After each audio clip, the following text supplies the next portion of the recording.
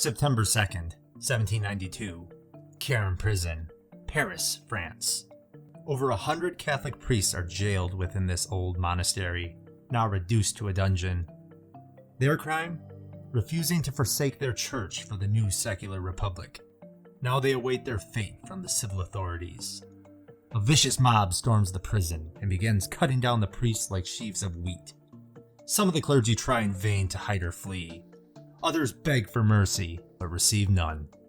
In the carnage, 115 priests are slaughtered.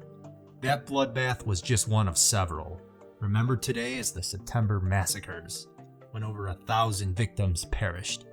These atrocities were part of an escalating campaign of violence known as Dechristianization, by which radicals sought to purge religion from their nation. Atheists like Pierre, Chaumette, and Jacques Hebert argued that these steps were necessary so that reason would triumph over superstition and fanaticism.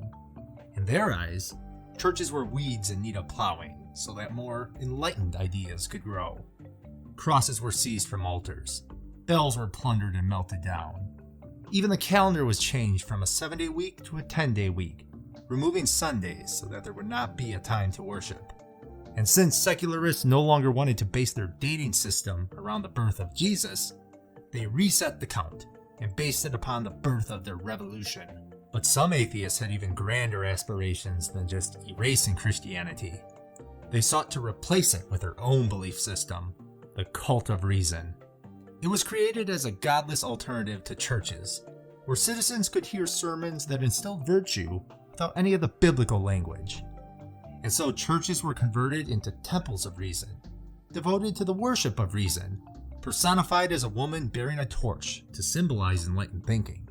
The atheists even made up their own holiday for it, the Festival of Reason, held on November 10th, 1793, at Notre Dame Cathedral.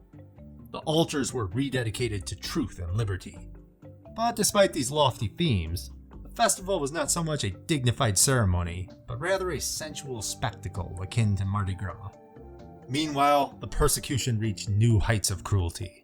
The revolutionaries passed a law that called for all non-conforming clergy to be killed on sight, with anyone who harbored such enemies subject to the same penalty. Jean-Baptiste Carrier carried out the law by loading priests and nuns like cattle onto boats and ferrying them down the river. They were said to be stripped naked and bound together in pairs, one priest per nun, in republican marriages, meant to mock their vows of celibacy. The helpless couples were then thrown overboard together to their watery graves. But this method proved far too inefficient for mass executions, and soon Carrier simply sank the vessels with all the captives trapped on board, drowning them in what he dubbed the national bathtub. More than 4,000 souls perished in the drownings at Nantes. The reign of terror raged on for months and flooded the streets with innocent blood, claiming over 40,000 victims. On July 17, 1794, the martyrs of Compiègne were led to the guillotine in Paris. The government had ordered all convents to disband, yet these nuns refused to split apart and kept their community together. The revolutionaries judged the nuns as traitors for their defiance and condemned them all to beheading.